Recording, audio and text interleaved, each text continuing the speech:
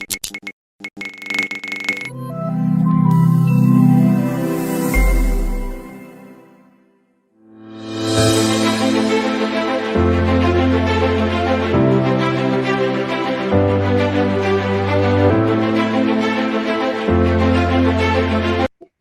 करता हूं डॉक्टर परमेश्वरा जी का।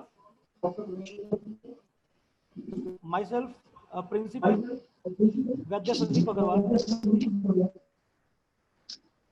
और आज का जो मुख्य वक्ता है वो अपने बहुत घनिष्ठ, बहुत ही समीपस्थ डॉक्टर अमित चौधरी जी के दिए गए सुझाव को मान्य करके हमारे बीच में है। मैं डॉक्टर अमित चौधरी को रिक्वेस्ट करूंगा कि वो मंच पर आए और अपने संबंधों को ध्यान में रखते हुए बार निमंत्रण doctor Amit Chaudhary please doctor Parmeshwar Arora का बहुत सुंदर और मैत्रिक भाव से आमंत्रण दीजिए।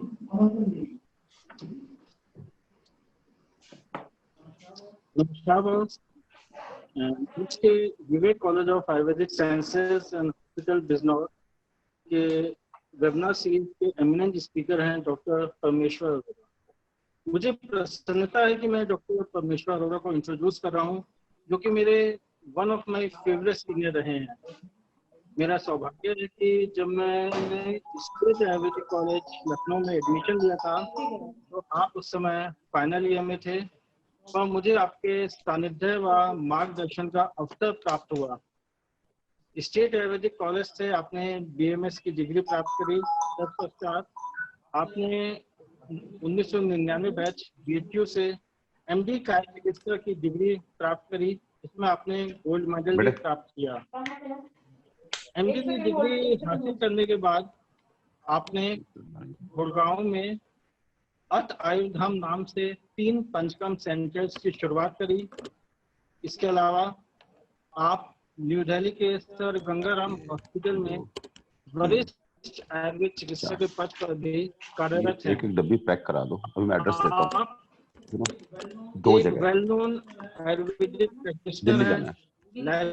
कुछ आप बहुत सारे सभी एबीपी 7 पर प्रसारित हुए हैं।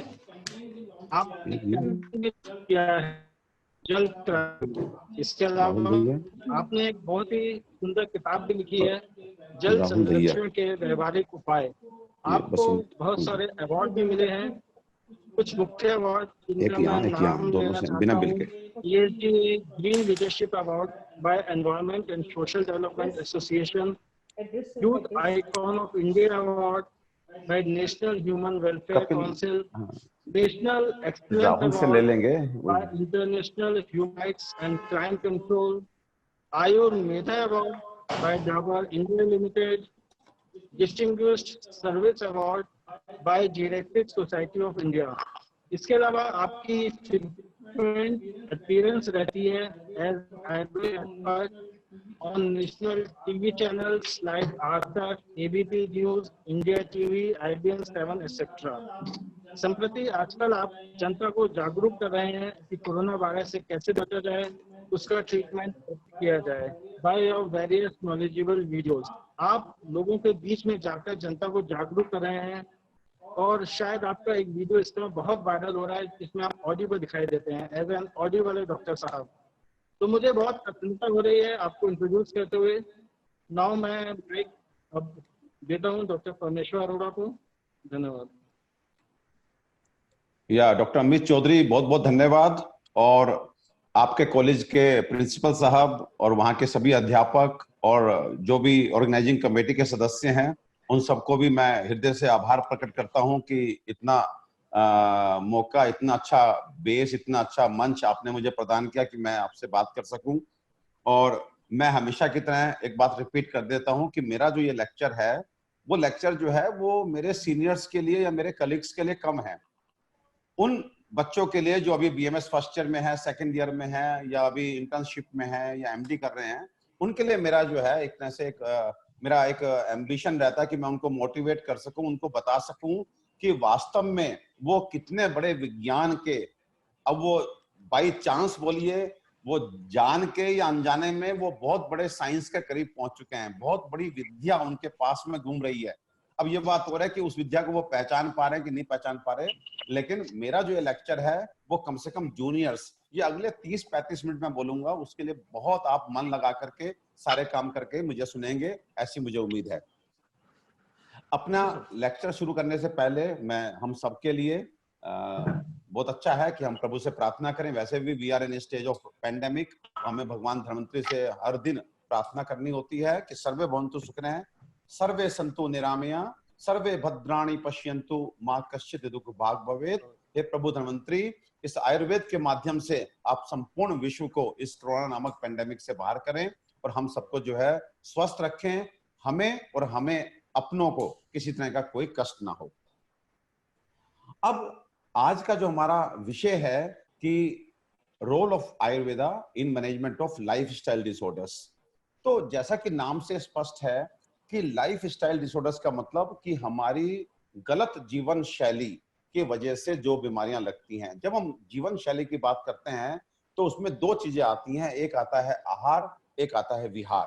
तो आहार यानी कि डाइट से रिलेटेड हम क्या मिस्टेक कर रहे हैं, एंड विहार का मतलब है हमारी एक्टिविटीज जो हैं वो गलत होने से जो बीमारियां होती हैं उनको हम बोलते हैं लाइफस्टाइल डिसऑर्डर्स।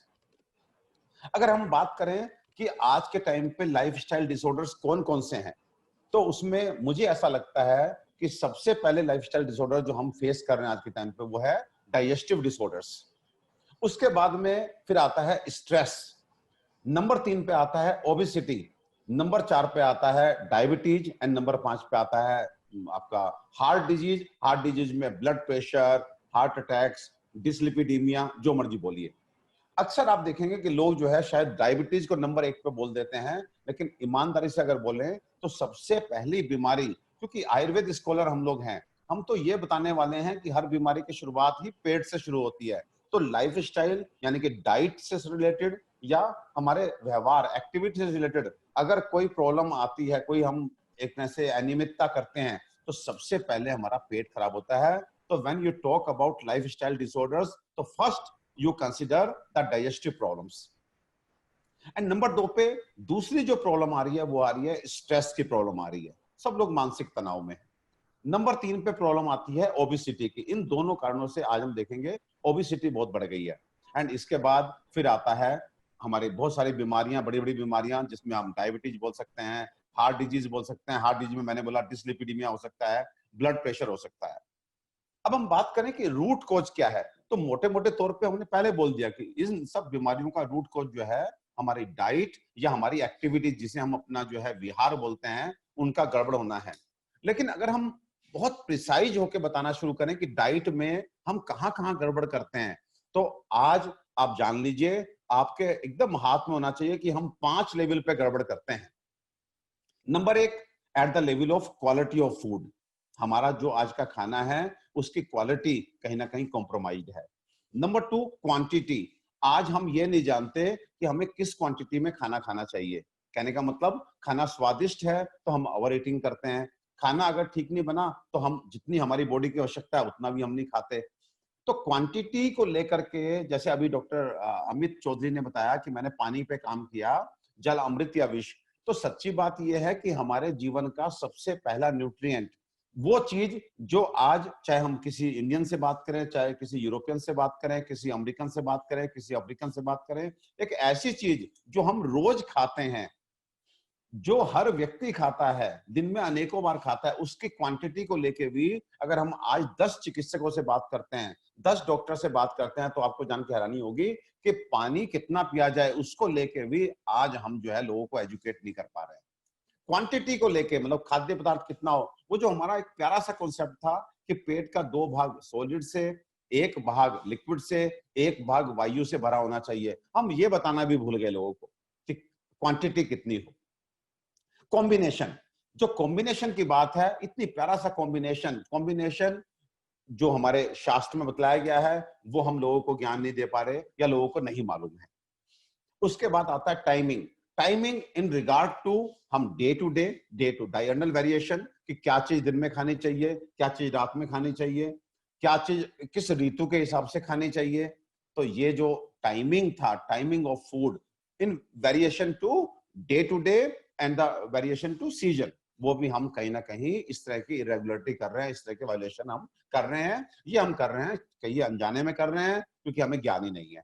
एंड नंबर 5, जो पैरामीटर हम इन जनरल सोचते भी नहीं है, लेकिन आप नहीं सोचते हैं, हमारा शास्त्र हमें बताता है कि वे ऑफ ईटिंग, हमारा खाने का तरीका क्या होना चाहिए। वो जो आप पढ़ते हैं ना, जिसे आप इग्नोर करके आगे बढ़ जाते हैं, अगला पन्ना पलट लेते हैं कि जब आप खाना खाएं तो नीचे आसन बिछा हो, शुद्धि का मंत्र हो, मन में शांति हो, दिमाग में शांति हो, शांत वातावरण हो, कोई देख ना रहा हो, तो स्वच्छता के साथ अपना एक हिस्सा भगवान के नाम का निकालते हुए, तो वो सब चीजें कि वे ऑफ ईटिंग क्या होनी चाहिए। चबा चबा के खाएं, शांति के साथ खाएं, कोई वेग आपको उस समय ना हो, कोई क्रोध आपको उस समय ना हो, कोई जल्दी आपको ना हो, तो वो जो खाने का तरीका। सो कहने का मतलब है कि 5 चीजें हमें हम खाने के लेवल पे इसमें वायलेशंस कर रहे हैं। Number 1 quality, number 2 quantity, number 3 combination, number 4 timing and number 5 way of eating. ये 5 तरह के वायलेशंस जो हैं हम आहार के लेवल पे कर रहे हैं। अगर हम बात करें विहार के लेवल पे, तो विहार के लेवल पे हमारी एक्टिविटीज इतनी खराब हो गई हैं कि वो हमारे, जब हम विहार की बात करते हैं, अपनी एक्टिविटीज की बात करते हैं, तो डेफिनेटली वो कहीं ना कहीं हमारे दिमाग पे असर डालती हैं। आज हमारी सारी एक्टिविटीज ऐसी हैं जैसे हम रात में देर तक जगते हैं। रात्रि का समय मतलब तम का समय, हम तम के समय जग रहे हैं तो हमारे शरीर में तम ही आएगा। हम क्रोध में रहते हैं, हम लोभ में रहते हैं, हम कहीं ना कहीं चीजों के प्रति हम बहुत अधिक वासना रखते हैं, तो उससे क्या होगा, उससे रज बढ़ेगा। तो हम अपने व्यवहार से अपने अंदर सत्व को कम करते जा रहे हैं और रज और तम को बढ़ाते चले जा रहे हैं। और रज और तम का आपने पढ़ा है। देखिए मैं फिर कह रहा हूं, मैं आज केवल मोटे मोटा आपका ध्यान दिलाऊंगा। मैं आज आपको उस तरह से एकेडमिक लेक्चर नहीं देने जा रहा कि स्वास्थ्य की परिभाषा आयुर्वेद में ये बतलाई गई। मुझे पता, मेरे सामने सब आयुर्वेद के स्कॉलर बैठे हैं, उनको सबको पता है स्वास्थ्य की परिभाषा क्या होती है। मैं आपको आज एक ऐसी चीज बताने जा रहा हूं जिसपे आप हंस भी सकते हैं। डॉक्टर अमित चौधरी ने मुझे कहा कि डॉक्टर साहब आप किस पे बोलेंगे। मैंने कहा ये बताइए कि लिसनर कौन है। तो इन्होंने कहा सब आयुर्वेदिक कॉलेज के स्टूडेंट्स हैं। तो मैंने इनको बोला कि आप टॉपिक रखिए हाउ टू डू धंधा इन आयुर्वेद। कहने का मतलब यह है कि मैं तो बच्चे हैं तो फिर मेरे से धंधे की बात करो, कैसे धंधा करना है, कैसे नोट कमाने हैं, कैसे यश कमाना है, कैसे आयुर्वेद को पुनर्स्थापित करना है। तो बेसिकली मेरा आज का लेक्चर ये, और जो आपके यहाँ प्रोफेसर्स आते हैं उनके लेक्चर से थोड़ा सा अलग रहेगा। मैं उतना ज्ञानी आदमी नहीं हूं, मैं प्रैक्टिकल आदमी हूं। मैं आपको कुछ वो टिप्स दूंगा जिससे आप अपना धन भी अर्जन करें, यश भी अर्जन करें। तो बहुत मेरे से कनेक्ट होके मेरी आधे घंटे बात सुनिएगा। सो हम जब बात करते हैं कि हमारी जो आज की जीवन शैली है, जो आज का हमारा व्यवहार है, वो हमें रज और तम भर रहा है। और हम पढ़ते हैं किताब में कि मन के 2 ही दोष हैं, रजस तमश्चेति मनसो दोषो तो विकारा, काम क्रोध लोभ मोह ईर्ष्या मान मद शोक चिंता उद्वेग भय हर्षाद। ये तो सारे डिप्रेशन, सारी एंजाइटी, सारे फोबियाज, ये सब तो हमारे रजतम से आ गए। मैं कहने का मतलब मानसिक विकार आ गए। तो हमारा जो एक तरह से गलत डाइट है और हमारी जो गलत एक्टिविटीज है, उससे हमें विभिन्न शारीरिक और मानसिक दोष आ रहे हैं, रोग आ रहे हैं और हम सब अस्वस्थ हैं। अब ये बताइए, ये तो स्थिति है, ये तो आज की स्थिति है। अब क्वेश्चन ये उठता है कि who will take care of this situation. हमें इस स्थिति से बाहर निकलना है तो कौन निकाल पाएगा। तो डेफिनेटली वो निकाल पाएगा जिसने इस सब्जेक्ट को पढ़ा होगा, जो 4 डायमेंशनल हेल्थ जानता होगा कि क्या शारीरिक स्वास्थ्य है, क्या मानसिक स्वास्थ्य है, क्या सामाजिक स्वास्थ्य है, क्या आध्यात्मिक स्वास्थ्य है। सब लोग डेफिनेशन बोलते हैं, लेकिन अगर ईमानदारी से आयुर्वेद के स्कॉलर से हम पूछ लें कि सामाजिक स्वास्थ्य को परिभाषित करो, तो नहीं कर पाते। आज हमें जनता के बीच में बड़ी स्पष्टता के साथ जाना है कि जो हम कहते हैं हेल्थ इज 4 डायमेंशनल। अब 4 डायमेंशन में पहला डायमेंशन हमारा at the level of physical है। तो फिजिकल हेल्थ का मतलब है कि एक तरह से हमारे शरीर में बीमारियों का ना होना। ये हम कह सकते हैं कि हम शारीरिक रूप से स्वस्थ है। दूसरा जो हमारा डायमेंशन है वो है at the level of mind. एक तरह से हम मानसिक स्वास्थ्य की बात करते हैं। तो मानसिक स्वास्थ्य क्या होता है? मानसिक स्वास्थ्य की एक लाइन की क्लियर कट डेफिनेशन है कि जब हम दिन के अधिकांश समय, चाहे हम अपने स्टूडेंट हैं, पढ़ रहे हैं, चाहे हम प्रैक्टिस कर रहे हैं, चाहे हम घर पे हैं, कुछ भी कर रहे हैं, अगर हम दिन के मैक्सिमम समय खुश रहते हैं तो इसका मतलब है हम मानसिक रूप से स्वस्थ हैं। सामाजिक स्वास्थ्य क्या होता है? सामाजिक स्वास्थ्य की डेफिनेशन होती है कि जब आपको अपने ऑल अराउंड का मतलब अपने घर के लोग, अपने पड़ोस के लोग, अपने ऑफिस कलीग्स, अपने रिलेटिव्स, आपको अपनी स्ट्रेंथ लगे कि ये सब मेरे अपने हैं और मेरी स्ट्रेंथ है, तो इसका मतलब आप सामाजिक रूप से स्वस्थ हैं। आध्यात्मिक स्वास्थ्य क्या होता है? आध्यात्मिक स्वास्थ्य का मतलब ये नहीं होता कि आपने भगवा वस्त्र धारण कर लिए, श्वेत वस्त्र धारण कर लिए, रुद्राक्ष की माला पहन ली, नहीं। आध्यात्मिक एक ऐसा विज्ञान है जो समता का भाव सिखाता है। मतलब वो व्यक्ति जो दुख में, सुख में, लाभ में, हानि में, जीवन में, मरण में एक एक समता का भाव रहता है, बिल्कुल हार्मोनाइज रहता है, बैलेंस्ड रहता है, दैट मीन्स वो आध्यात्मिक रूप से स्वस्थ है। तो पहले तो परिभाषा जानिए, जब परिभाषा जानेंगे तब वो गोल सेट होगा कि हमने वहां पहुंचना है, तब रास्ते निकलेंगे। तो मेरा क्वेश्चन फिर से मैं रिपीट करता हूं कि ये काम कराएगा कौन? तो मेरा जवाब आया कि जिसने इस सब्जेक्ट को पढ़ा होगा। और इस सब्जेक्ट को किसने पढ़ा है? क्या एलोपैथ ने? उनके पास इस तरह का एक पेज का भी लिटरेचर नहीं है। ये सब पढ़ा है आयुर्वेद स्कॉलर्स ने। पढ़ा है कि नहीं पढ़ा है ये भी मैं कह रहा हूं। ये सब कहां लिखा है? आयुर्वेद में। शारीरिक स्वास्थ्य, मानसिक स्वास्थ्य, सामाजिक स्वास्थ्य, आध्यात्मिक स्वास्थ्य, चाहे आप प्रज्ञा प्राप्त की बात करें, सद्वृत्त की बात करें, आचार रसायन की बात करें, ये सत्वरज तम की बात करें, ये सारी बातें आपको आयुर्वेद में चरक सुश्रुत वाग्भट में मिल जाएंगी। अब क्वेश्चन ये होता है कि ये तो समझ में आ गया कि सब्जेक्ट हमारा है। अब क्वेश्चन बड़ा रेलिवेंट से ये होता है, क्या हम ये कर रहे हैं? क्या हम ये कर रहे हैं? तो ईमानदारी से बोलूं, बड़ा सा मैं बोलूंगा, नो, हम ये नहीं कर रहे हैं। हम ये नहीं कर रहे हैं। अब क्वेश्चन ये है कि हम क्यों नहीं कर रहे हैं? अब हम क्यों नहीं कर रहे हैं जब ये हमारा सब्जेक्ट है और हम करना चाहते हैं? यहीं पे मैं एक बात और जोड़ देना चाहता हूं। अगर आप सोसाइटी को ये पूछें कि एक डॉक्टर ऐसा है जो 2000 रुपए फीस लेता है और केवल आपको ये बताता है कि कैसे आप शारीरिक रूप से स्वस्थ हैं, कैसे आप मानसिक रूप से स्वस्थ हैं, और आपका चाल चलन कैसा हो कि पूरा समाज आपके सपोर्ट में खड़ा हो, और कैसा आध्यात्मिक बल हो आपका कि किसी भी सिचुएशन में जो है आपको दुख ही ना हो। आपको 2000 रुपए फीस लगेगी। हर 2 महीने बाद आपने मेरे पास आना है, मैं ऋतु के हिसाब से आपको बताऊंगा। और एक डॉक्टर ऐसा है जो बीमार होने पे दवाई देके 500 रुपए में ठीक करता है। आप विश्वास कीजिए, हर व्यक्ति 2000 रुपए देना पसंद करेगा। तो मेरा क्वेश्चन फिर वापस से रिपीट होता है, हम ऐसा क्यों नहीं कर रहे हैं? उसका क्या लोग हमारे पास नहीं आ रहे हैं या हमारे पास सक्षमता नहीं है? तो जब मैं अपने घर में बैठता हूं, अपने आयुर्वेदिक स्कॉलर्स के साथ बैठता हूं, तो मुझे ऐसा लगता है कि शायद जो दूसरा ऑप्शन है कि हम में सक्षमता ही नहीं है। हम लोगों को बताते ही नहीं कि ये हम कर सकते हैं। हम लोगों को हेल्थ की डेफिनेशन नहीं समझाते कि भाई तुमको कोई बीमारी नहीं है, लेकिन तुम खुश तो नजर नहीं आ रहे। सो कहीं ना कहीं फिर मैं कहना चाहता हूं, हमें सक्षमता उत्पन्न करनी होगी। और सक्षमता किससे आएगी? सक्षमता आएगी जब हम पूरी श्रद्धा के साथ, देखिए किसी भी व्यक्ति में सामर्थ्य या सक्षमता तब आती है जब उसका समर्पण हो। समर्पण अपने सब्जेक्ट में हो, ईमानदारी भरा समर्पण हो। और जब आप समर्पण के साथ उसे पढ़ेंगे, मेहनत करेंगे, तो आप में सामर्थ्य आएगा। और एक बार पहले आप में सामर्थ्य आ जाए, फिर देखिए आपकी वाणी में तेज आ जाएगा। आपकी वाणी में तेज आ जाएगा। आप जब बोलेंगे तो आपके चेहरे से विश्वास झलकेगा कि हाँ, ये व्यक्ति मुझे कुछ दे सकता है। और जब आपके चेहरे से विश्वास झलकेगा तो फिर आपको फिर कुछ नहीं, पीछे मुड़ के नहीं देखना, फिर आपको धन भी आएगा, यश भी आएगा। और सबसे अच्छी बात यह है कि आप फॉर्चुनेटली उस विज्ञान के साथ डील कर रहे हो जो विज्ञान ना केवल हमारे देश को बल्कि पूरे विश्व को एक स्वास्थ्य दे सकता है। एक अच्छे विश्व, सुंदर विश्व, स्वस्थ विश्व की जो हम कल्पना करते हैं वो वास्तव में उसी दिन फिर से होगा जब हम लोग आगे जाएंगे। लेकिन हम लोग तभी आगे जा पाएंगे जब हम सही राह पकड़ेंगे।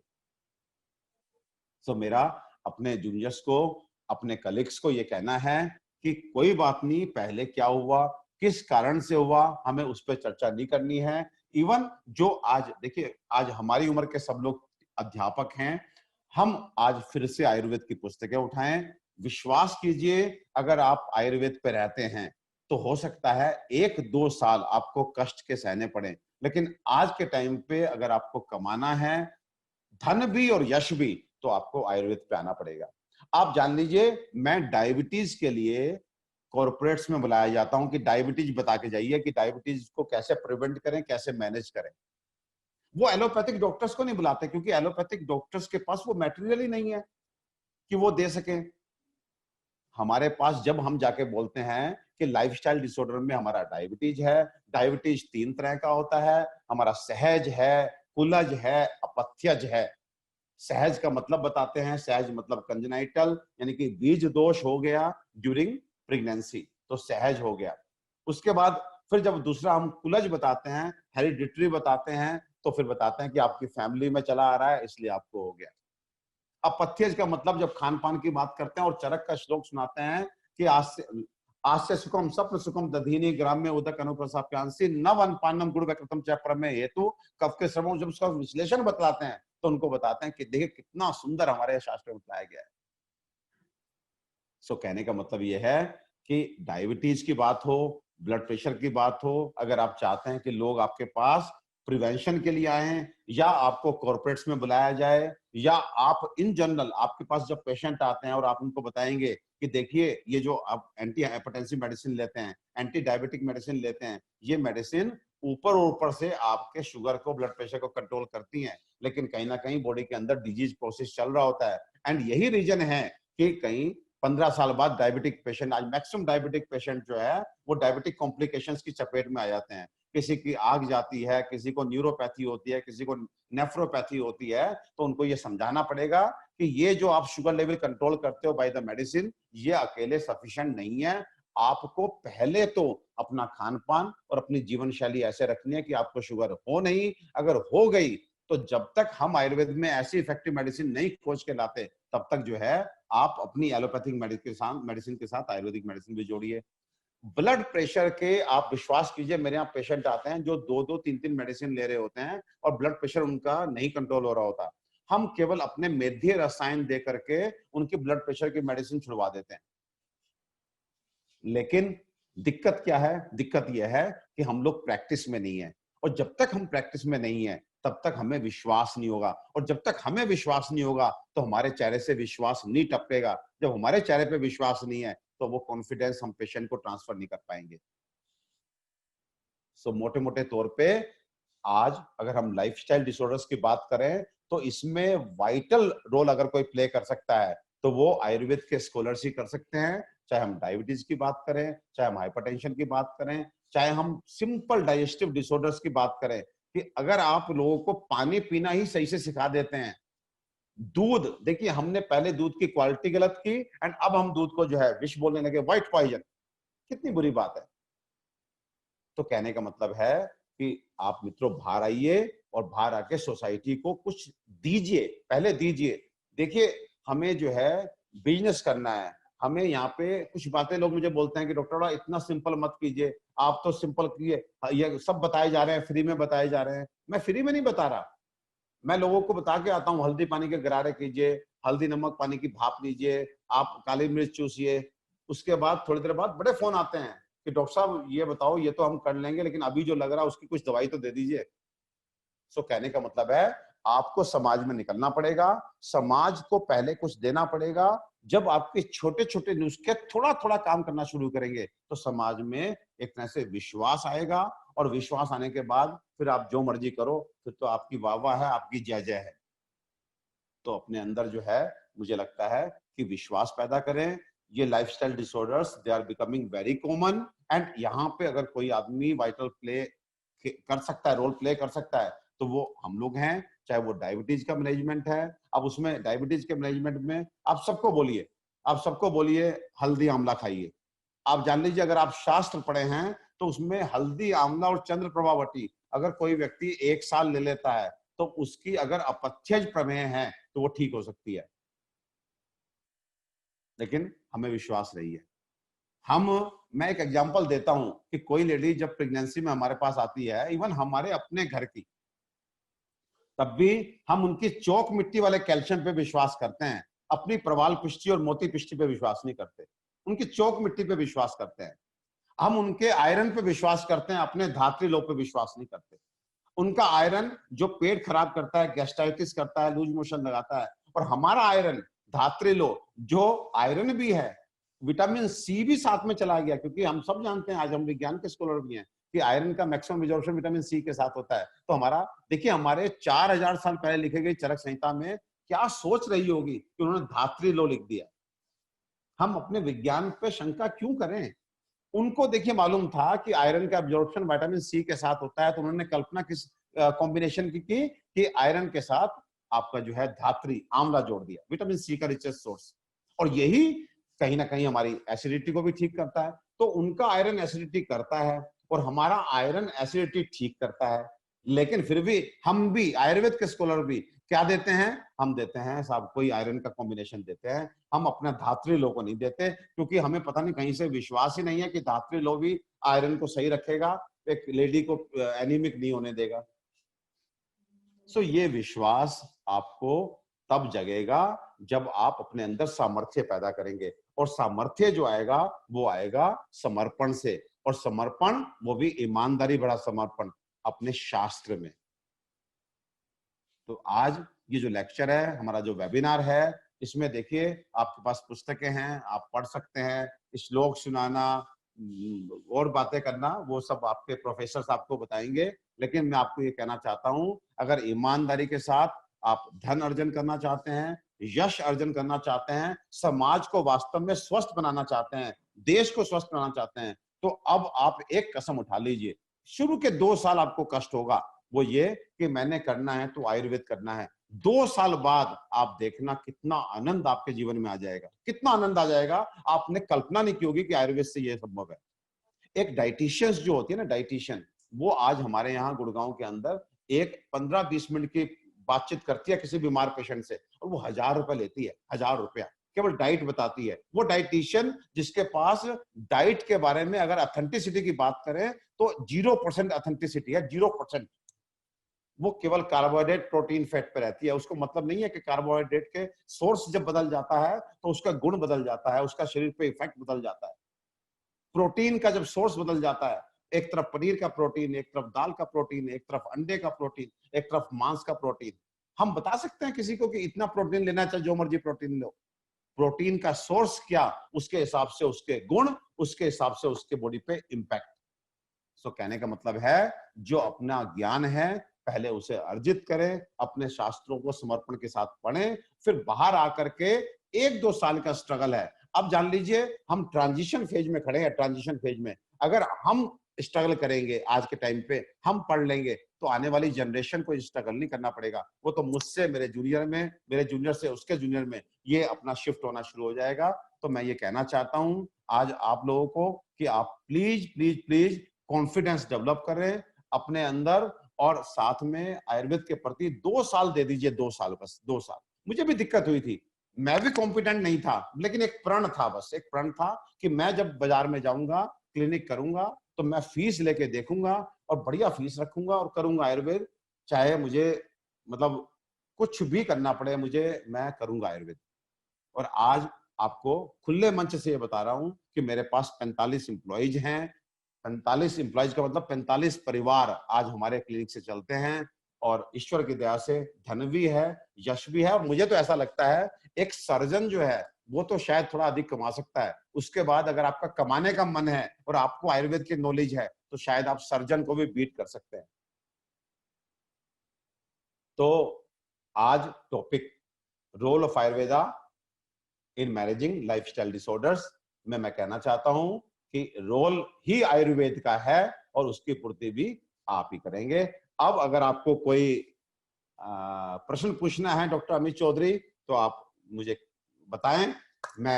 मुझे लगेगा मेरे बोलने से अच्छा है कि आप लोग पूछें, तो मैं आपको आपके संशय दूर करूं, आपको क्लैरिटी दूं, प्लीज।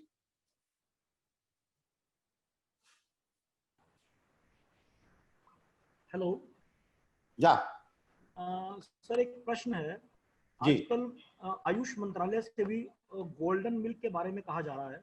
जी जी तो बहुत सारे आयुर्वेद के विद्यार्थी आपके मुख से सुनना चाहते हैं कि हल्दी को उबलते हुए दूध में डालें या दूध उबालने के बाद हल्दी डालें? नहीं नहीं, देखिए अच्छा क्वेश्चन है, ये सब बहुत बारीकी वाली चीजें हैं। जो हमारा कुरकुमा, पहली बात तो मैं बताना चाहूंगा कि हल्दी हमें दो प्राप्त हैं, एक कुरकुमा लौंगा, एक कुरकुमा अमादा। जो कुरकुमा लौंगा है वो हल्दी है जो हम इन जनरल अपने घर में किचन में इस्तेमाल करते हैं, एंड कुरकुमा अमादा वो है जो सर्दियों में हमें अदरक की गाढ़ जैसी हल्दी मिलती है। तो जो पीछे स्टडीज हुई है पिछले 5-7 साल 10 साल में, उसमें यह पता लगा है कि कुरकुमा लौंगा की मेडिसिनल प्रॉपर्टीज जो है वो मच मच बेटर है देन कुरकुमा अमादा। तो पहले तो लोगों के दिमाग से ये निकालना है कि वो जो कच्ची हल्दी ढूंढते हैं उनको ढूंढने की आवश्यकता नहीं है, वो जो हमारे किचन की हल्दी है वही बेटर हल्दी है। उसके बाद आपने क्वेश्चन किया कि दूध में कैसे इसको लें। तो दूध में लेने का उसका अच्छा तरीका यह है कि आप 1 कप दूध, 1 कप पानी और उसमें 1/4 चम्मच हल्दी डालें और उसको उबालें। जब वो 2 कप का 1 कप रह जाएगा तो छान करके उस पीले दूध को लें, उसको आप गोल्डन मिल्क बोलें, जो भी बोलें। कुरकुमिन जो हमारा एल्कलॉइड है उसका एब्जॉर्प्शन केवल फैट के साथ होता है। आज अनफॉर्चुनेटली हमारे हल्दी के कैप्सूल्स बिकने शुरू हो गए और लोग पानी के साथ खा रहे होते हैं। एंड हमारे पेट में यदि जिन कार्डियोलॉजिस्ट आजकल बताते हैं कि आप फैट फ्री फ्राई कीजिए, आप पानी से चीजों को फ्राई कीजिए, तेल की जरूरत नहीं है। अगर पेट में हमारा फैट कंटेंट नहीं है तो वो हमारे लिए बिल्कुल बेकार है। इन जनरल हल्दी का एब्जॉर्प्शन जो होता है वो कुरकुमिन का एब्जॉर्प्शन फैट के साथ ही होता है। तो इसलिए हमारे शास्त्र में हमारे बड़ों ने हल्दी वाले दूध को प्रैक्टिस में लाया। एक तो हम हल्दी दूध में पीते हैं और दूसरा हल्दी हम खाने में क्या होता है, घी या तेल होता ही होता है। तो इसलिए हमें, और दूध गाढ़ा ना हो क्योंकि जितना पतला रहेगा उतना उसका एब्जॉर्प्शन अच्छा होगा। तो दूध में पानी मिलाएं, हल्दी मिलाएं, अच्छे से उबालें और फिर उसके बाद छान करके पिए। एक प्रश्न आया है हमारे पास कि अगर डायबिटिक पेशेंट को, एक प्रश्न आया है, अगर जी डायबिटिक पेशेंट हो और उस पेशेंट को पेन हो जाए तो मधुमेह की अवस्था में दर्द के लिए कोई उचित औषधि प्लीज बताएं हमें। हाँ देखिए यहाँ पे, हाँ यस, बहुत अच्छा क्वेश्चन है। एक्चुअली जो मधुमेह का पेशेंट है वो इन जनरल पैरों में दर्द की शिकायत करता है। बहुत अधिक हमारे पास डायबिटिक पेशेंट आते हैं जो पैरों में दर्द, पैरों में जलन, इस तरह की शिकायत करते हैं। तो वहां पर हम जो है इन जनरल उनको 2 तरह की मेडिसिन देते हैं। आपको हैरानी होगी अगर आप डायबिटिक पेशेंट को पेन के लिए त्रिकटु चूर्ण दे दें तो उसको बहुत लाभ होता है, क्योंकि त्रिकटु चूर्ण कहीं ना कहीं हमारे ब्लड सर्कुलेशन को ठीक करता है। तो त्रिकटु चूर्ण का प्रयोग कराइए, आप हल्दी वाले दूध का प्रयोग कराइए, और आप जो हमारे जनरल प्रिपरेशन है जैसे हम अर्जुना का प्रयोग करा सकते हैं। ब्लड सर्कुलेशन को ठीक कराइए, क्योंकि कहीं ना कहीं उसको एक तरह से सर्कुलेशन के लेवल पे वहां चेंजेस हो रहे होते हैं जो उसको एक तरह से पेन कर रहे होते हैं। तो आप डायबिटिक पेशेंट को त्रिकटु चूर्ण का प्रयोग जरूर कराइए if the diabetic patient feels pen. एक प्रश्न आया है सर, जी आजकल दालचीनी, सौंठ, काली मिर्च, इसका काढ़ा मुनक्का और गुड़ डाल के बताया जाता है। जी तो क्या इस काढ़े की मात्रा को किसी फिक्स मात्रा में हम बताना चाहिए कि 3 ग्राम की मात्रा में लें, 5 ग्राम की मात्रा में लें, दिन में एक बार या सुबह शाम लें? जी देखिए क्या है, आजकल गर्मी है और ये गरम मसाले हैं, और हम तो जानते ही हैं कि हर व्यक्ति की तासीर अलग होती है, कोई बेसिकली वातिक नेचर का है, कोई पैथिक नेचर का है, कोई कफज नेचर का है। तो अब क्योंकि पेंडेमिक में है और हम इंडिविजुअल पेशेंट नहीं देख सकते, 101 हम नहीं मिल सकते, तो हमें जो है वहां पे वेरिएशन देना होगा। हम उनको थोड़ी मात्रा से शुरू कराएं। जैसे मेरे पास पेशेंट आता है, अगर पेशेंट आया या नहीं आया, कोई 10 पैकेट काढ़े लेकर के गया, तो हमने बोल दिया कि इसमें जो है आप 1/4 टीस्पून से शुरू करेंगे, 1/4 से, और अगर आपको ठीक लगता है तो आप ½ टीस्पून तक जा सकते हैं। तो डेफिनेटली आप लोअर के साथ शुरू करें एंड उस पेशेंट के ऊपर छोड़ दें कि वो कितना डाइजेस्ट कर पा रहा है। और साथ में अगर जैसे आप पेंडेमिक है, काढ़ा लेना जरूरी है, तो लोग मुझसे पूछते हैं गर्म चीज है, तो हम बोलते हैं भैया ये गर्म चीज इस समय जरूरी है, आप अन्य गर्म चीजें छोड़ दें, चाय कम कर दें, कॉफी कम कर दें। अगर आप बहुत अधिक तीखा खाते हैं, बहुत अधिक फ्राइड खाते हैं, नॉन वेज खाते हैं, अल्कोहल लेते हैं, तो हमें थोड़ा सा समझाना पड़ेगा। यस, हमें थोड़ी मात्रा से शुरू करना अच्छा है। किसी को देखिए प्रैक्टिकल अप्रोच क्या होती है कि किसी को कोई तकलीफ हो और फिर कम कराया जाए, वो अच्छा नहीं है। चाहे आप थोड़ी से शुरू करा के आप बढ़ा दीजिए, तो उससे क्या पेशेंट बिल्कुल परेशान नहीं होता। आप 1/4 चम्मच पहले दिन दीजिए, 1/4 से भी बोलिए और कम ले ले, उसके बाद अगर उसको ठीक लगता है बढ़ाएगा, बढ़ाने से कोई दिक्कत आई वो बोलेगा नहीं इतनी मात्रा ठीक नहीं, पहले जब कम ले रहा था तो ठीक था, तो वो कम पे आ जाएगा। तो मुझे लगता है कम से अधिक की तरफ जाएं। तो एक प्रश्न हमारे पास कोलकाता से आया है। जी the attendance is from Kolkata, और वो हाँ जी आपकी अटेंडेंस जो प्रश्न पूछ रहा है वो कोलकाता से है, जी और वो आपका बहुत बड़ा फैन है। वो मुझे हाँ जी वो ये कह रहे हैं कि बहुत मुश्किल से मुझे डॉक्टर साहब से बात करने का मंच मिला है। हाँ हाँ। प्लीज प्लीज वो ये बताएं कि क्या डायबिटीज में एलोपैथी की मेडिसिन को छोड़कर हम आयुर्वेद पे शिफ्ट कर सकते हैं संपूर्ण रूप से? अभी नहीं, अभी नहीं, we are not capable, that much capable, हम अभी नहीं कह सकते, अभी उस पर हमें काम करना पड़ेगा। हमने हाँ ऐसे केसेस देखे हैं मैंने अपनी प्रैक्टिस में जहां पे एलोपैथिक मेडिसिन लेने के बाद में शुगर लेवल में बहुत वेरिएशंस थे, बहुत अप एंड डाउन थे, या वो कंट्रोल नहीं आ रही थी। वहां पे हमने जो है हमारा एक मेहोसम अर्क बनता है जिसमें बहुत अच्छी मात्रा में हम कुटकी, चिरैता, अमृता, नीम, पिपली, ये सब चीजें हम डालते हैं। बहुत अच्छा अर्क है। और इसी तरह के कुछ हमारी मेडिसिन जारुलादी के नाम से है। आंवला हल्दी, आप विश्वास कीजिए थोड़े दिन पहले मेरे पास यूके से एक फोन आया और उन्होंने बोला कि डॉक्टर साहब आपका हमने एक इंटरव्यू टीवी पे देखा था, उसमें आपने डायबिटिक पेशेंट के लिए आंवला हल्दी और चंद प्रभावटी बताई थी, और हमारा जो पेशेंट है वो इंसुलिन डिपेंडेंट पेशेंट है, उसका शुगर लेवल इतना वेरिएशन पे था कि हमें डर लगता था ये हाइपोग्लाइसीमिया से किसी दिन कोलैप्स ना कर जाए। और जिस दिन से हमने हल्दी आंवला कॉम्बिनेशन और चंद प्रभावटी शुरू की है, हमारी इंसुलिन की डोज कम हो गई और हमारे जो ये शुगर के लेवल है ये एकदम कांस्टेंट हो गए, हमें कोई दिक्कत नहीं आ रही। अब सोचिए ये हमारे ब्रिटेन यूके से ये फोन मेरे पास आया। तो हमें क्या है कि अभी हमें लोगों को सच्चाई, देखिए हमें बढ़ा करके नहीं बोलना है कि एक लोग बोल देते ना आयुर्वेद में सब चीज है पॉसिबल, ना भैया, हमारे यहाँ भी सुख साध्य, कृत साध्य, याप्य, प्रत्याख्य, ये सब देखिए कभी भी अपने को आपको उस दिन कष्ट आ जाएगा जिस दिन आप अपनी प्रैक्टिस, आप 2 साल बाद चमक जाइए कोई बात नहीं है, लेकिन पहले दिन आप बढ़ा करके किसी को गारंटी मत दीजिए। गारंटी शब्द कुछ नहीं होता। आज मेरे पास कोई पेशेंट आके बोलता है डॉक्टर साहब ये पक्का तो है ना, तो मैं बोलता हूँ भैया मैं ट्रीटमेंट नहीं कर पाऊंगा। मैं प्लीज आपसे कह रहा हूँ आप बहुत सच्चे बन जाइए, बहुत सच्चे। हमने धोखा नहीं देना, हमने बड़ी जेन्युइन प्रैक्टिस करनी है, हमने लोगों को बिल्कुल जो हम कर सकते हैं वो बताना है। देखिए एक डाइटिशियन वो केवल डाइट बताती है, वो बीमारी ठीक नहीं करती, लेकिन फिर भी 700, 500, 800, 900 रुपए लेती है और इज्जत से रहती है, उसको कोई डर नहीं है। एक फिजियोथेरेपिस्ट उसको हाथ पैर ऊपर नीचे उठूने हैं, सब करता है, 500-700 रुपए लेता है, उसको कोई दिक्कत नहीं है। हमें समझ में नहीं आता, हम एक ऑल्टरनेटिव, पहली बात तो हम मेन थे, हम ऑल्टरनेटिव बन गए। अब जो मेन ठीक नहीं कर पा रहा और हमें ऑल्टरनेटिव करके आप आ रहे हो और ऑल्टरनेटिव से आप गारंटी मांग रहे हो, मना कर दीजिए, भेज दीजिए, कोई बात नहीं, कहीं नहीं जा पाएगा वो। आप बिल्कुल अपना आत्मविश्वास मत ढीला कीजिए कि हाँ अगर हमने मना कर दिया तो उठ के चला जाएगा। हम तो इस बात के भी पैसे लेते हैं कि इस चीज को हम ठीक नहीं कर पाएंगे, ये हमारी कंसल्टेंसी है कि हम क्या कर पाएंगे। अपने लिमिट को जानिए और अधिक से अधिक सच बोलिए, तब आपकी प्रैक्टिस चल जाएगी। सर एक प्रश्न हमारा आया है महाराष्ट्र से।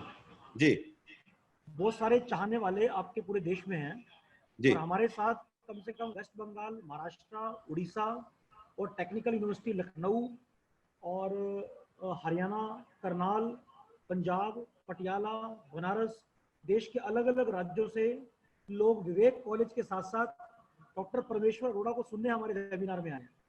तो उसमें से एक प्रश्न है आपके लिए, जी क्या ओबेसिटी या स्थूल्य रोग को आयुर्वेद से दूर करने का विश्वास हम रख सकते हैं, या कोई संकोच है इस बात की चिकित्सा में? ओबेसिटी के ट्रीटमेंट के लिए पूछ रहे हैं आपसे। ओबेसिटी को डेफिनेटली आयुर्वेद ठीक कर सकता है, डेफिनेटली। देखिए पहले ना आपको एक चीज का चिंतन करना पड़ेगा कि हर बीमारी का कारण क्या है। जब हम कारण को डिसाइड करेंगे तभी हम निवारण की बात कर पाएंगे। अब किसी का ओबेसिटी जो है वो हार्मोनल रीजन से है, तो हम वहां पे मेदो और गूगल नहीं कर सकते। हम उस व्यक्ति के हार्मोन्स को ठीक करेंगे। अगर वहां पे ओबेसिटी जो है वो डाइट की वजह से है, तो हम उसको डाइट का रेगुलेशन करेंगे, हम उसको कहीं ना कहीं एक्सरसाइज के लिए मोटिवेट करेंगे। अगर वहां पर ओबेसिटी किसी और डिजीज की वजह से है, वाटर रिटेंशन की वजह से है, तो उसका वाटर रिटेंशन का कोर्स दूर करेंगे। तो सबसे पहले आपको कहना चाहता हूं कि आप कोर्स जानने की कोशिश क्या कीजिए। कोई व्यक्ति जो आयुर्वेदिक ग्रेजुएट मेरी बात सुन रहे हैं, आपको बोलता है कि मुझे मोटापा है, अब देख लीजिए क्या पता जेनेटिकली उसके परिवार में मोटापा चल रहा हो, तो वहां पर हमारा सक्सेस रेट डेफिनेटली कम होगा। तो आपको कभी भी किसी को अधिक एश्योरेंस नहीं देना है, आपने हिस्ट्री लेनी है। हैव पेशेंस, प्रैक्टिस में पेशेंस रखिए, पेशेंस रखिए।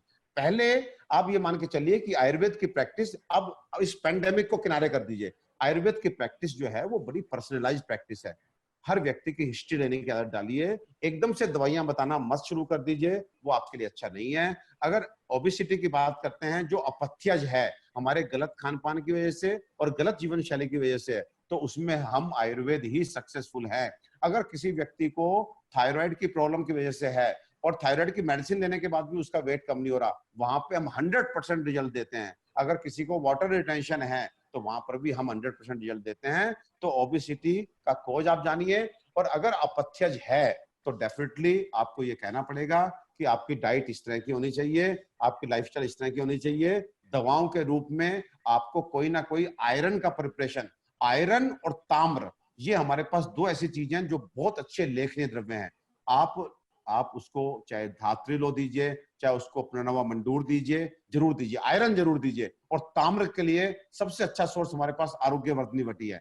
तो कोई ओबेसिटी का पेशेंट हो, आप उसको आरोग्यवर्धिनी वटी दीजिए, आप उसको जो है मंडूर दीजिए या लोह धात्री लोह के फॉर्म में दीजिए, आप उसको त्रिफला जरूर दीजिए, त्रिफला, त्रिफला रात में दीजिए। और एक चीज और मैं बताना चाहूंगा आपको कि जो आपके लिए बड़ी ही आश्चर्यजनक भी होगी, कि अगर आप पढ़ेंगे तो त्रयोष्णादि लो, त्रयोष्णादि लो हमारे मेदो और गूगल बहुत चलता है, लेकिन त्रयोष्णादि लो हमारी प्रैक्टिस में नहीं है। त्रयोष्णादि लो बहुत तेजी से, क्योंकि उसमें त्रिफला भी है, उसमें त्रिकटु भी है और वहां पे आयरन भी है। तो त्रयोष्णादि लो आप खुद बना करके अगर पेशेंट को देंगे और उसका खाना पीना ठीक करते हैं तो आपको खूब अच्छे रिजल्ट मिलेंगे। सर एक प्रश्न आया है जी विश्व भारती संस्थान राजस्थान से जुड़े हैं हमारे साथ, विश्व भारती संस्थान राजस्थान से।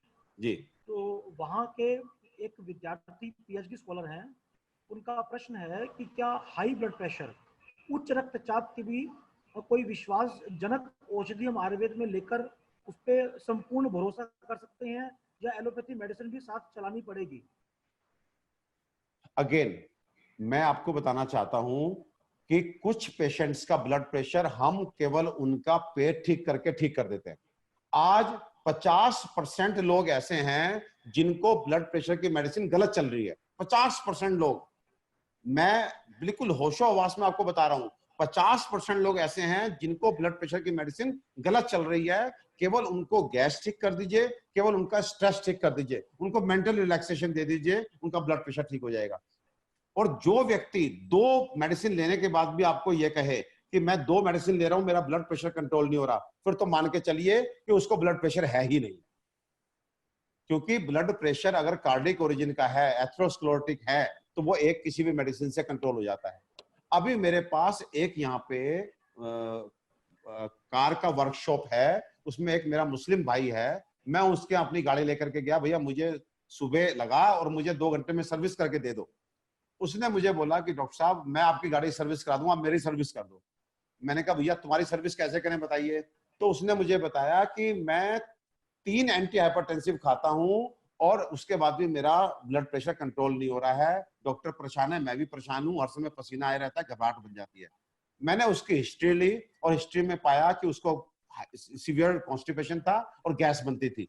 मैंने उसको बोला कि भैया, नसीम उसका नाम था, मैंने कहा नसीम भाई आप जो है ये मेडिसिन लेते रहिए और मेरी साथ में कुछ मेडिसिन, मैं अभी आपकी कोई लड़का साथ में भेज दीजिए, आपको तो कुछ दवाई भिजवाता हूँ। और मैंने दवाई भिजवाई, आज 3 महीने पहले की बात आपको बता रहा हूँ। और आज वो व्यक्ति एक एंटी हाइपरटेंसिव ले रहा है जो 3 से कंट्रोल नहीं होता था, 1 ले रहा है, और मुझे उम्मीद है कि 1-2 महीने में वो भी छूट जाएगी और उसका ब्लड प्रेशर एकदम अब 120-80 आने लगा है। तो कहने का मतलब यह है कि अगर किसी को आप डी स्ट्रेस करते हैं और उसके पेट को ठीक करते हैं तो 50% ब्लड प्रेशर तो वहीं ठीक हो गया। एंड उसके बाद अभी आता है कि हम एंटी हाइपरटेंसिव को लेकर कितना विश्वास कर सकते हैं कि हमारी मेडिसिन ठीक कर सकती है। तो वहां पे अगेन मैं कहूंगा, फिर एक जगह है यहाँ पे हम अगर mild patient, mild to moderate तक भी हम अगर जो है, जो मोतीपिष्टी है, मोतीपिष्टी देखिए, फिर मैं कह रहा हूँ अगर आप व्यवहारिक बनेंगे तो आप मोतीपिष्टी खुद से निर्माण करेंगे। आज मोतीपिष्टी बाजार में कहीं मेरे ख्याल से 250 से 300 रुपए का 1 ग्राम है और मैं अपने पेशेंट को मात्र 40 रुपए ग्राम देता हूं। मतलब अगर मुझे दिन में एक व्यक्ति को 1 रत्ती मोती पिष्टी देनी है तो 5 रुपए रोज की पड़ती है, आप सोचिए आप। लेकिन क्योंकि मैं खुद से निर्माण करता हूं, तो आपको अपनी प्रैक्टिस चलाने के लिए आप किसी को मोती पिष्टी, प्रवाल पिष्टी, अर्जुन का एक्सट्रैक्ट और सर्पगंधा ये मिलाकर के देते हैं, तो माइल्ड टू मॉडरेट केस में you have not to give any allopathic anti hypertensive medicine. तो आपको इसको अच्छा भी बनाना है, सस्ता भी बनाना है, सो दैट वो अफोर्ड कर सके, क्योंकि हाइपरटेंशन एक ऐसी बीमारी है जिसमें लंबे समय तक ट्रीटमेंट चलना है। अगर आप उसको बोलोगे रोज की 60, 70, 100 रुपए की दवाई है, तो 100 रुपए की दवाई का मतलब 3000 रुपए कोई नॉर्मल व्यक्ति हर महीने अपने ब्लड प्रेशर को कंट्रोल करने के लिए निकालेगा? मुझे उसमें डाउट है। तो ये प्रैक्टिकल चीजें आप करना शुरू करें। यस, हम ब्लड प्रेशर के पेशेंट को भी वेलकम करते हैं और बिना कोई वादा किए हम उसको 15 दिन से 1 महीने तक अपनी पेट साफ करने की मेडिसिन, गैस ना हो उसके लिए मेडिसिन और थोड़ा सा डिस्ट्रेसिंग वाली मेडिसिन देते हैं, और हम बहुत अच्छे से उनको कन्विंस कर लेते हैं और लोग हमारे पास खूब अच्छे से आ रहे हैं। सर एक प्रश्न और रह गया, अगर आप कहें तो मैं एक प्रश्न ले लूं और। अरे please please please. Thank you sir, thank you. Sir एक हमारे साथ गाजियाबाद से assistant professor doctor Anurag Sharma जुड़े हैं जी। वो यूट्यूब पे जुड़े हुए हैं जी। और उनके ही एक मित्र हमारे जूम मीटिंग में भी हैं। वो प्रश्न जी। ये पूछ रहे हैं कि क्या थायराइड का एब्सोल्यूट आयुर्वेदिक ट्रीटमेंट भी अवेलेबल है फॉर हाइपरथायराइडिज्म? देखिए, हाइपोथायराइडिज्म, हाइपर, हाँ बिल्कुल, बहुत बढ़िया क्वेश्चन। हमारे पास हाइपो का भी ट्रीटमेंट है और उससे भी अच्छा हाइपर का ट्रीटमेंट है। एक्चुअली हाइपरथायराइडिज्म का मतलब है कहीं ना कहीं हमारे जो मास्टर ग्लैंड है, हमारी जो पिट्यूटरी ग्लैंड है, वो हमारी जो थायराइड को बिना मतलब का सिग्नल भेज रही है, और थायराइड से अधिक काम करा रही है। 100 में से 110 नंबर लेके आ रही है वो थायराइड ग्लैंड, क्योंकि मास्टर जो है वो तंग कर रहा है। तो इसमें यदि आप, मेरे पास सैकड़ों पेशेंट हाइपर थायराइडिज्म के मैंने ठीक किए हैं, केवल और केवल मेध्य रसायन देकर के। आप व्यक्ति को 3 महीने आप मेध्य रसायन दीजिए और आप देखिएगा कि आपका हाइपरथायराइडिज्म ठीक। मेध्य रसायन हाइपरथायराइडिज्म की अचूक दवा है। आप उसमें अश्वगंधा का प्रयोग करें। हम लोग, फिर मैं बता रहा हूं, यहाँ पे सुप्रज्ञा हमारा एक मेध्य टॉनिक है, नर्वाइन टॉनिक है, जो अपने आप में मुझे ऐसा लगता है कि बहुत ही अच्छा अर्क की फॉर्म में है। अर्क का मतलब है कि आपने मुंह में डाला और डालते ही उसका एब्जॉर्प्शन हो गया। अर्क, फिर से अर्क कल्पना भी जाना होगा आपको। देखिए, पहले जो था वो अर्क बहुत चलते थे। अर्क सौंफ का चलता था, अजवाइन का चलता था, जीरे का चलता था, मकोए का चलता था। तो ये सब अर्क जो है, हमें सब कुछ वो करना है जो त्वरित रिजल्ट दे। जैसे अगर हम हर्बल मेडिसिन की बात करें और तुलना करें रस औषधियों से, तो मुझे लगता है कि अर्क एक ऐसा प्रिपरेशन है जो रस औषधियों जैसा ही परिणाम देने की क्षमता रखता है। मेरे सुप्रज्ञा को लोग मुझे बताते हैं कि डॉक्टर साहब, जब घबराहट होती है तो उस समय 2 चम्मच पी लेते हैं, घबराहट ठीक हो जाती है। पैल्पिटेशन हो रही होती है, हम 2 चम्मच पी लेते हैं, पैल्पिटेशन चली जाती है। हम अपने ऑफिस में बॉस हमें बुलाता है, जरा लगता है कि कुछ गलती हुई है, बॉस धमकाएगा, 2 चम्मच सुप्रज्ञा पी के फिर जाते हैं। फिर हम डरते नहीं है, जो मर्जी बॉस बोल दे। तो कहने का मतलब यह है कि हमारी जो ये मेध्य रसायन है, ये सब टेस्टेड हैं। बॉस, पहले तो सारे आयुर्वेदिक स्कॉलर आप पियो, जिससे आपका विश्वास, आपका कॉन्फिडेंस बढ़े। जब आप कॉन्फिडेंट होंगे, आपको विश्वास होगा अपनी पैथी पे, तो वो विश्वास चेहरे से जाएगा, आप फाइट कर पाएंगे। आप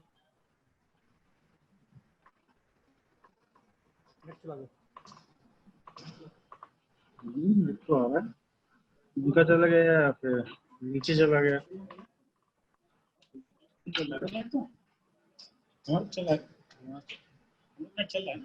ऐसा लगता है कि हमारे मुख्य वक्ता की तरफ से कोई नेटवर्क प्रॉब्लम आ रही है।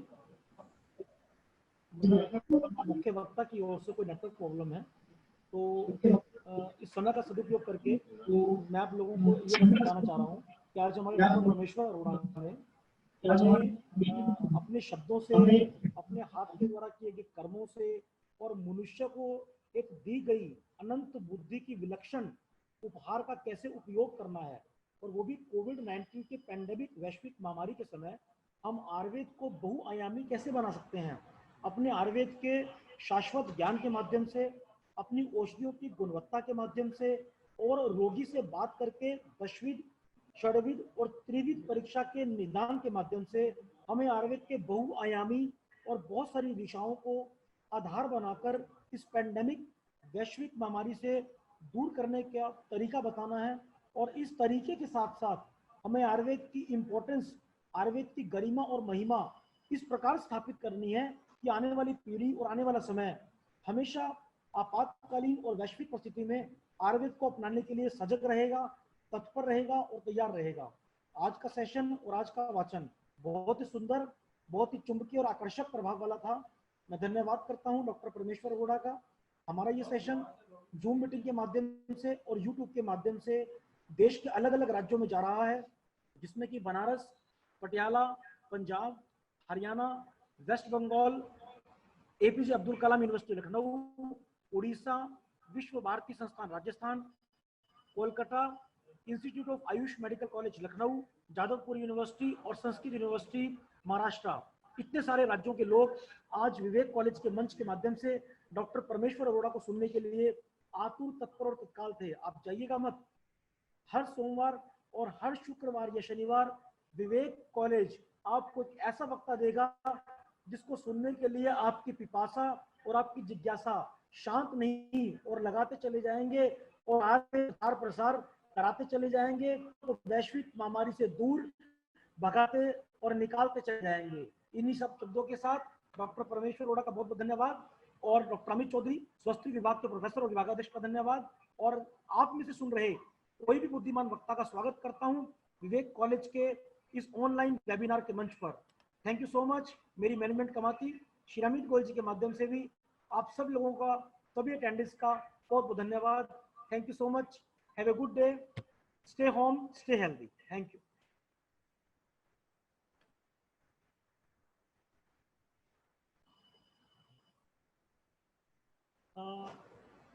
शायद डॉक्टर परमेश्वर अरोड़ा के वापस सिग्नल्स या नेटवर्क टेक्नोलॉजी के प्रॉब्लम से नहीं जुड़ पा रहे हैं वो।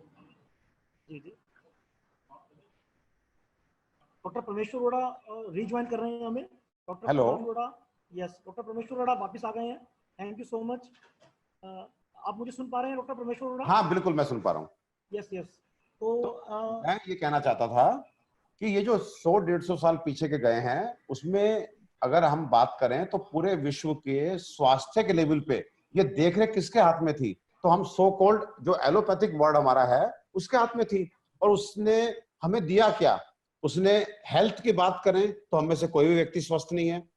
अगर हम क्वांटम ऑफ लाइफ की बात करें, एज की बात करें, तो हमारे बड़े साधनों के अभाव में, आज से हम 60 साल पहले की हम बात करें तो ना हमारे पास, हमारे बड़ों के पास एजुकेशन था, ना हमारे बड़ों के पास धन था, ना हमारे बड़ों के पास टेक्नोलॉजी थी, ना हमारे बड़ों के पास डॉक्टर्स थे, ना हमारे बड़ों के पास हॉस्पिटल थे, ना वो हेल्थ अवेयर थे। कहने का मतलब है कि आज हम सब तरफ से प्रोस्पेरस दिख रहे हैं।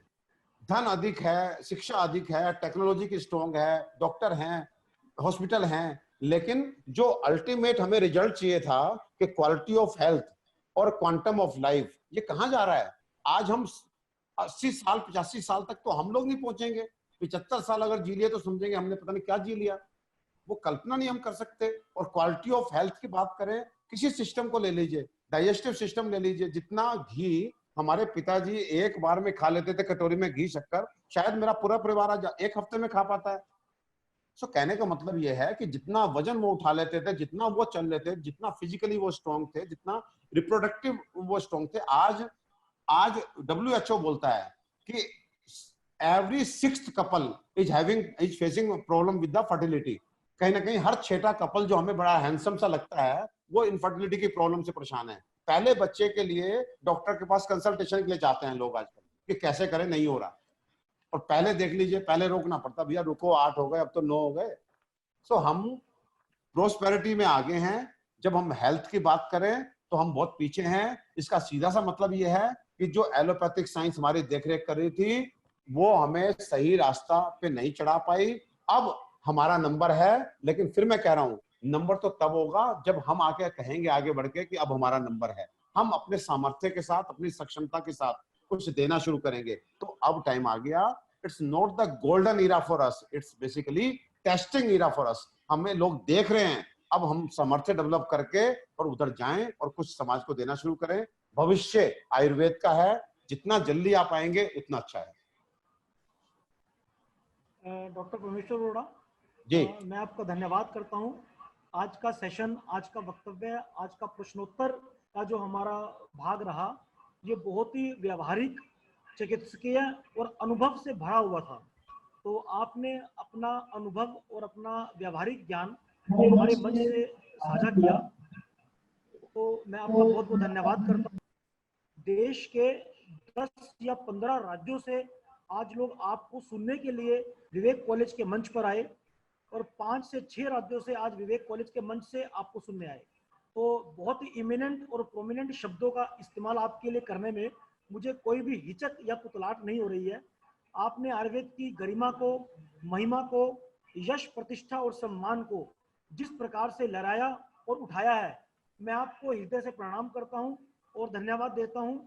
और हमारी मैनेजमेंट कमेटी श्री अमित गोयल जी की तरफ से भी आपको धन्यवाद के कुछ शब्दों के साथ पुनः आमंत्रित करने की इच्छा से आपको एक बार फिर धन्यवाद करता हूं। हमारे देखिए, साथ हमारे मैं जूम मीटिंग में 150 लोग जुड़े हुए हैं और यूट्यूब नहीं आपने मैं एक बात ये बोलना चाहता हूँ कि जो आयुर्वेद हमारा विज्ञान है वो कितना डेप्थ रखता है कि हमारे यहाँ सबसे पहले प्रकृति और पुरुष का कॉन्सेप्ट बताया गया है कि प्रकृति भी पंचभौतिक, पुरुष भी पंचभौतिक। जितना हम प्रकृति के पास रहेंगे उतना हम जो है अच्छा रहेंगे। ये प्रकृति पुरुष एक साथ ही सृष्टि में एग्जिस्ट कर सकते हैं। अगर आप प्रकृति को दुखी करेंगे, प्रकृति का नाश करेंगे, तो आपका नाश भी निश्चित है।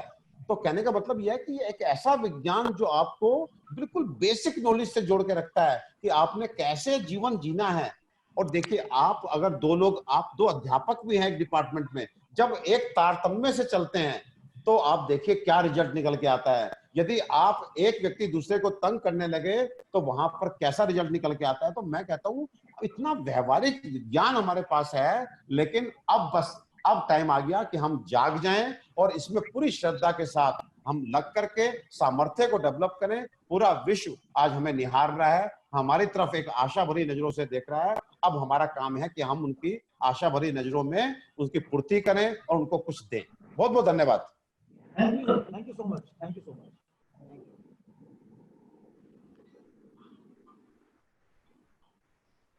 मैं अपनी मैनेजमेंट कमेटी की ओर से 3 शब्दों के साथ सेशन को विराम देना चाहूंगा।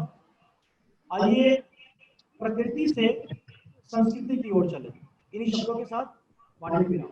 नमस्कार बस।